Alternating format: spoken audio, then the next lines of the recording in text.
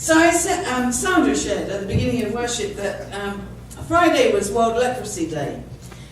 And so I wanted to do something around that. And so I decided I would.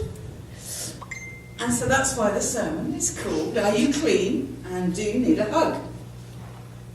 So I want to share a few facts about leprosy with you. And I'll talk about the image that we have on the screen in a minute. Leprosy is also known as Hansen's disease.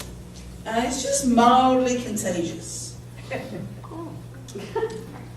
It's actually mildly contagious. 95% of us have a natural immunity to leprosy. This is physical leprosy. Let me say that 100% of us do not have immunity to spiritual leprosy. But that wasn't part of the fact-finding mission.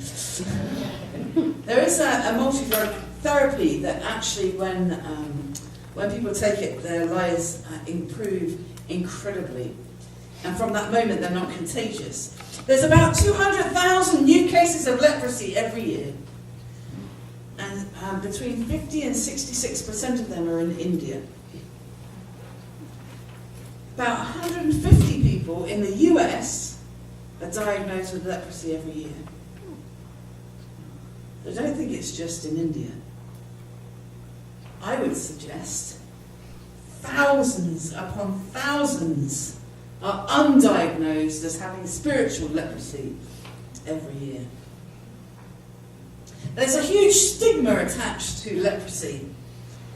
Most of us hear that, if we have leprosy, then our limbs will drop off, and, Actually, what happens is that people get repeated infections and injections and the muscle wastes away.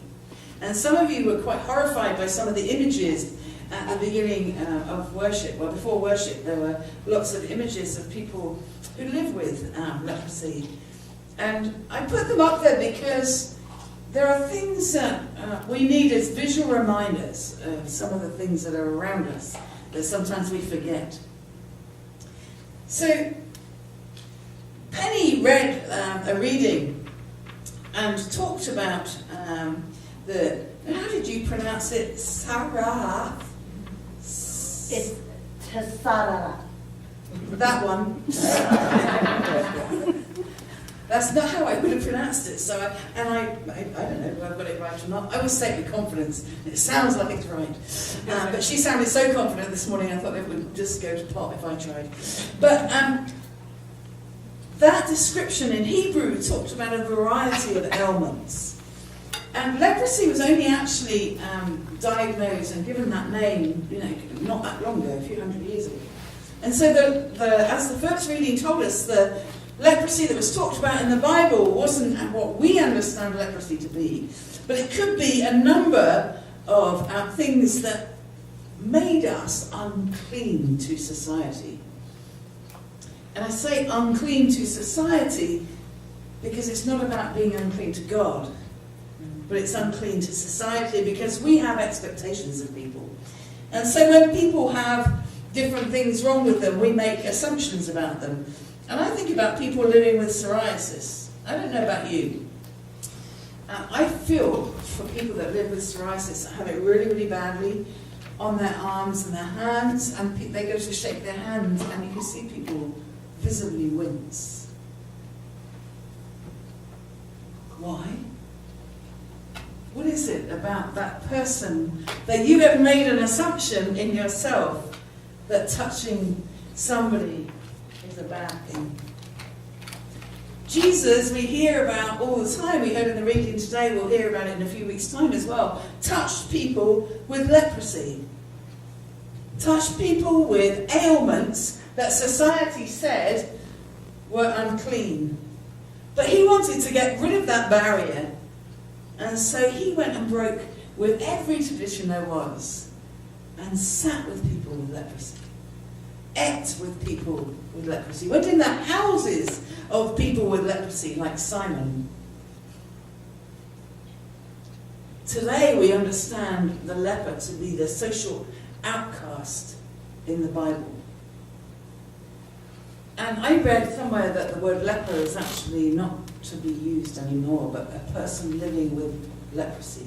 Because if you use that term, then the person is already in a box that you have put them in. None of us like boxes. So people with leprosy are considered unclean. And the picture that you have on the screen is, I'm going to use the language that they use, is a leper colony in Kashmir that I went to in 2006. And I was staying on the Kashmir Lake, and I'd heard about this leper colony and I wanted to go. I don't know what it was that made me want to go, but biblically I knew that there were leper colonies because I hadn't really understood that there was a difference. And so I wanted to go and see what it was like, and somebody took me. And we went on this tour, and I don't know if I've told you this before, but there was this lady that kept looking at me and following me around. And she just go like this, and follow me a little bit more, and then follow me a bit more. And I asked the guide, why is she looking at me like that? I'm not that bad looking, I don't think. But it was nothing to do with that. She was looking in the hope she could have a hug. And he told me that, and I said, well, she wants a hug, is she going to have a hug? And he looked at me as if I was just some random person that was like, you do realise this is a leper colony? Yeah, I do. And so I gave her a hug. Well, this woman was almost dancing around. And then as I walked around, I realised that people that come in, they come in to look and to mock. And I was trying to think of how I relate that to now. And I was thinking that we ask that question of each other. We don't actually say, oh, are you clean? Because I'll give you a hug if you are. But we ask that question mentally. We look at somebody and we think, oh, they smell a bit. I don't think I can give them a hug today. Maybe they have psoriasis and it's really bad and it's broken out. I don't think I can give them a hug today. Maybe if I give that person a hug, they'll hug back so hard that I won't be able to get away. But we do ask that question without actually asking it. Are you clean? And most of us, when asked if we need a hug, no, not most of us. Some of us, when asked if we need a hug, say, oh, yeah, I haven't had one in a week. Or, yeah, that'd be lovely. Some of us feel that invasion in our space, I'm seeing some nods, that invasion of our space is not something we want to welcome. But what if it's the other person that needs the hug? And we've just said no because we don't want it. I believe that what the message of Jesus and what he did with leprosy calls us to look inward. You see, we can look at leprosy and the facts and the figures and see what the physical and medical problems are, but actually I believe the message behind all of this is for us to look inwards and see if we are spiritually clean or spiritually unclean. That we look inwards to see how we approach other people and whether we have preconceived ideas or judgments on other people and whether our motives regarding them are pure. Looking inwards helps us to see whether we need to do some work on what I would call our own spiritual leprosy. Our first reading makes a great suggestion about looking in the mirror. And the reading says it isn't easy to look in the mirror and see our own spiritual leprosy. Because if you get a glimpse of that, you actually start to see ugliness within. But what the reading says is don't turn away in disgust or shame, because underlying your life is a river of love and compassion from God. And so when we look in the mirror and don't like what we see, we quite often walk away. Now, some of you will notice Then on my mirror, I had spiritual counselling yesterday, so on my mirror in my office, I've now written on it to make myself look at the mirror. If we don't look in the mirror, how else are we going to find out who we are and what we do and how we present ourselves? We can ask other people, and I can come along. Let's see. Margaret, how do you think I present myself? Don't answer. That's a wrong person to ask. No, I'm kidding. But I could ask you. I could say, David, how do you think I present? Liz, how do you think I present? Sam, how do you think I present? And you may all have different ideas because you've experienced me in different ways, but if I look in the mirror, I know how I present, if I am honest with myself. I know the bits that are unclean about me. And I know that I can put up barriers to my own spiritual growth because I'm not willing to look at those parts of myself that really are dirty. And so I encourage us this morning to look in the mirror and say to ourselves, you in the mirror, are you clean? Do you need a hug?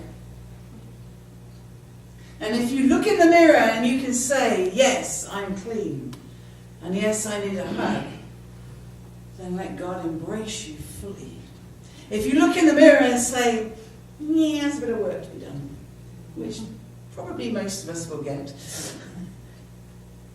do you need a hug? Let God fill you and hug you to death.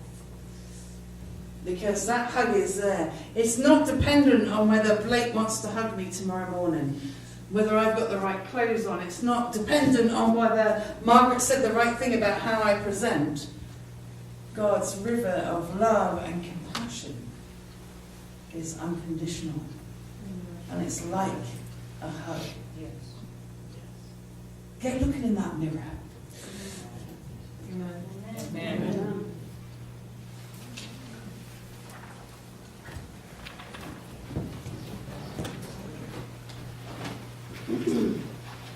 Thank you. That is really inspiring. And I hope it really makes us all think about what makes us complete. And reminds me that as a community, we need to stand for each other, for one another. And that's one of the many purposes that we find here. And in order to do that, we have to help one another. So I encourage you to give as you're able to. Yes, if you please come forward as we sing. Oh Lord, my God, and I am awesome wonder.